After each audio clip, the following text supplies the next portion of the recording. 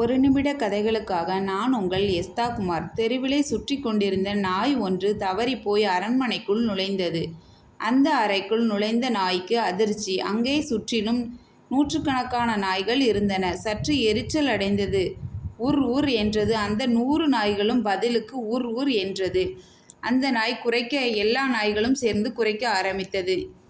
தெருநாய் கொஞ்சம் குரைப்பதை குறைத்து கொண்டது. மற்ற நாய்களும் குரைப்பதை குறைத்து கொண்டது. உடனே வெறி பிடித்ததைப் போல் தொடர்ந்து குரைக்க ஆரம்பித்தது. பதிலுக்கு அந்த நாய்களும் குரைத்தன. இந்த நாய் பயத்தின் உச்சத்தில் வெறி பிடித்தது போல் தொண்டை கிழிய குரைத்து கொண்டே மயங்கியது. இறுதியில் அந்த நாய் பயத்தில் இறந்தே போய்விட்டது. இறந்து போன அந்த நாய் கொஞ்சம் கவனித்திருந்தால் அதற்கு புரிந்திருக்கும். தான் நுழைந்தது நூற்றுக்கணக்கான கண்ணாடிகளை கொண்ட அறை என்று, தன்னை சுற்றி இருந்தது தனது பிம்பங்கள் என்றும், தன்னை பார்த்து குரைத்தது தன் குரலின் எதிரொலி என்பதை அது புரிந்திருக்கும்.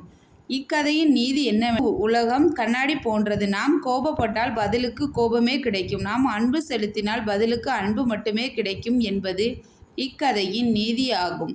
நன்றி.